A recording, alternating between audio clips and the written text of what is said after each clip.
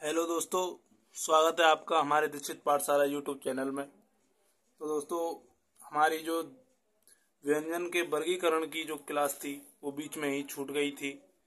तो हम उसमें आपके लिए बता रहे थे अंतस्थ व्यंजन के बारे में। तो हम आज आपके लिए इस क्लास में अंतस्थ व्यंजन को पूरा कराई देते हैं।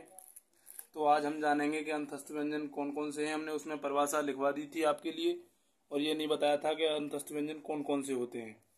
तो आज हम आपके लिए बताएंगे। उससे पहले एक बार हम उसकी परिभाषा को पढ़ लेते हैं। जिन वर्णों के उच्चारण में वायु जोर से खींची जाए तथा छोड़ी जाए अंतस्थ व्यंजन कहलाते हैं। ये अंतस्थ व्यंजन, इनकी संख्या 4 होती है। कितनी होती है? 4 होती है। इनकी संख्या 4 होती है तथा ये कौन कौन से होते हैं? या, र, ल और व। तो या और व क्या है दोस्तों? ये अर्ध स्वर हैं। या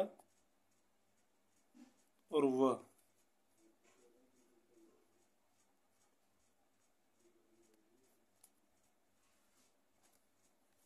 क्या है? अर्ध स्वर। ये हमको ध्यान रखना है।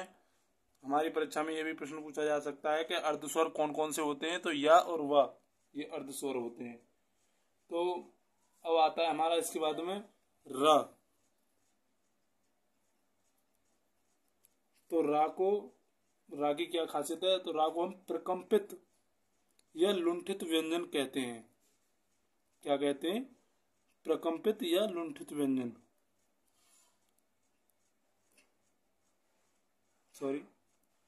प्रकंपित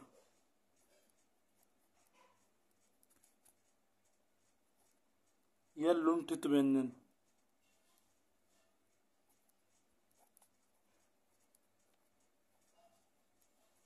प्रकंपित या लुंठित व्यंजन।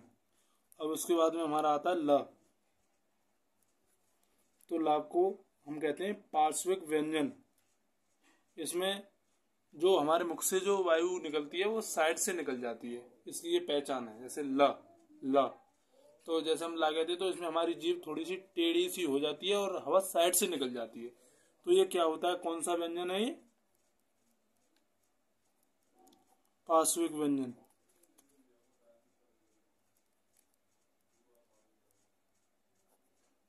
इसमें हवा साइड से निकल जाती है। तो इसके बाद में जो हमारा आता है वो आता है ऊष्म या उष्ण व्यंजन। क्या आता है? ऊष्म या उष्ण व्यंजन। तो इसकी हम परिभाषा लिखते हैं पहले। क्या होता है? जिन व्यंजनों के उच्चारण में मुख से गर्म हवा निकले ऊष्म व्यंजन कहलाते हैं। क्या है इनकी परिभाषा? जिन व्यंजनों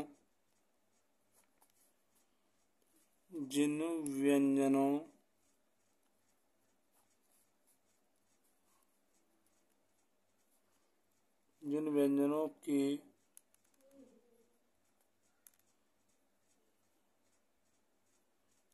उच्चारण में मुख से गर्म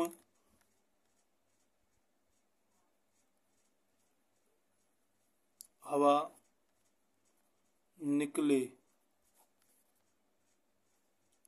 ऊष्म या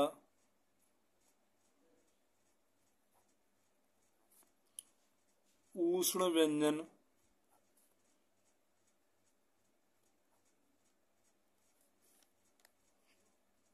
कहलाते हैं।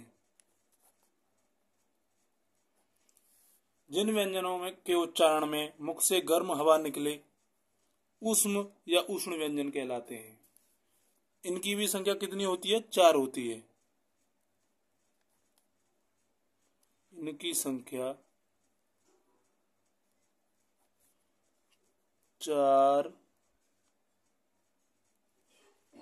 होती है। कौन कौन से होते हैं? तीनों सा आते हैं इसके अंतर्गत। स, स और स और एक ह।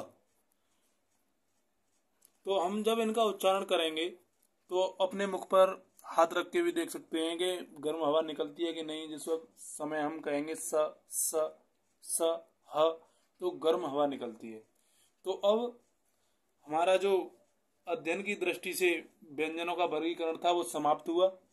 अब हम दूसरा जो वर्गीकरण है वो लेकर आ रहे हैं, उसका क्या नाम है, घोष या कंपन के आधार पर। यानी जिस समय हम उनका व्यंजनों का उच्चारण करते हैं तो हमारे मुख में कंपन होता है हमारे अंदर उन्हें बोलते समय। तो अब हम लिखेंगे घोष या कंपन के आधार पर। तो घोष या कंपन के आधार पर ये दो प्रकार के होते हैं। कौन कौन से होते हैं? एक तो होते हैं अघोष और सघोष। यानी एक होता है अघोष होता है और एक होता है सघोष। तो पहले अघोष के बारे में देखते हैं, अघोष क्या होता है। अघोष, तो इसमें जब हम इनका उच्चारण करते हैं तो कंपन कम होता है। इसमें किसी भी वर्ग का पहला तथा दूसरा वर्ण अघोष प्राण कहलाता है। यानी अभी हमने आपके लिए वर्ग नहीं बताए हैं और व्यंजनों का उच्चारण स्थान नहीं बताया है, तो इसके लिए हम आपके लिए अलग ही क्लास लेकर आएंगे जिसमें हम आपके लिए वर्ग और व्यंजनों का उच्चारण स्थान तथा ये जो बिंदी लगी हुई होती है, नुक्ता जिसे कहते हैं, इसके बारे में भी बताएंगे। ये कहाँ से आया, कैसे है, तथा एनसीईआरटी में इसको कैसे लिखा गया है, कैसे बताया गया है, इसको भी बताएंगे। तो जिस समय अब जैसे हमारे 5 वर्ग होते हैं तो 5 वर्गों में अब हमने आपके लिए बताया कि किसी भी वर्ग का पहला या दूसरा वर्ण,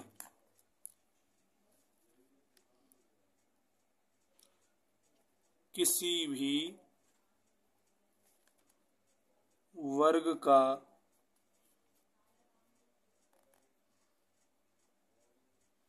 पहला कोमा दूसरा वर्ण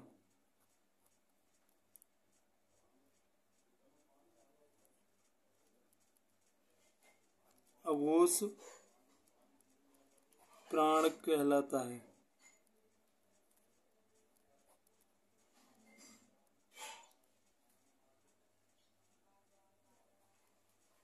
तथा इनकी संख्या 13 होती है। कितनी होती है इनकी संख्या? 13 होती है।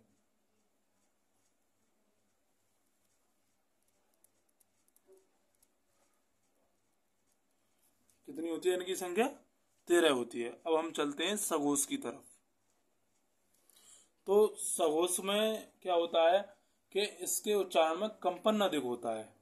क्या होता है, लिखे लेते हैं हम।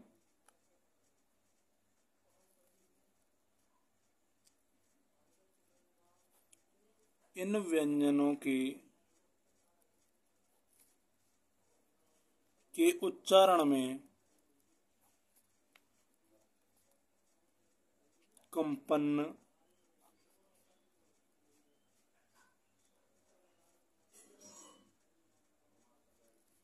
अधिक होता है।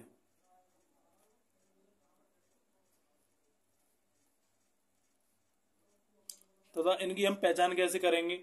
तो किसी भी वर्ग का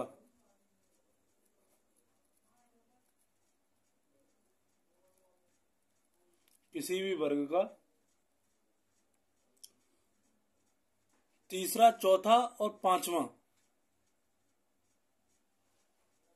यानी किसी वर्ग का तीसरा, चौथा, पांचवा वर्ण, तो ये हमारे हो गए 15।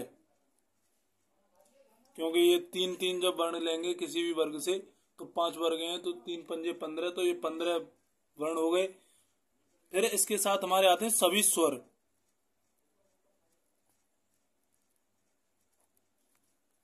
प्लस अंतस्थ व्यंजन,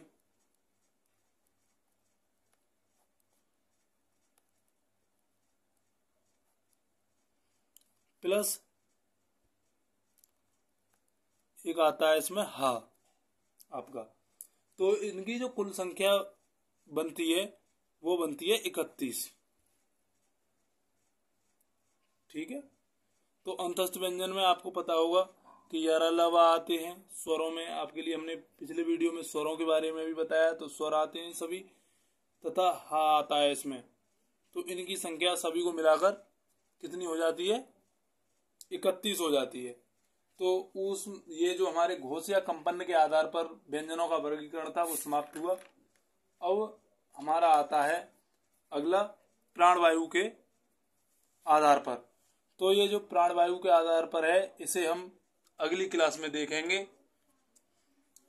तो हमें आशा है कि आपकी समझ में बहुत ही अच्छे तरीके से आ गया होगा। अगर आपको हमारा वीडियो अच्छा लगा हो तो वीडियो को लाइक करें, चैनल को सब्सक्राइब करें और साथ ही घंटी वाले बटन को दबाएं और ऑल पर सेट करें, जिससे हमारा आने वाला हर नया वीडियो और हिंदी की बढ़िया से बढ़िया क्लास आप तक आसानी से पहुंच सके। और इंतज़ार करते रहें अगली क्लास का। तब तक के लिए जय हिंद दोस्तों।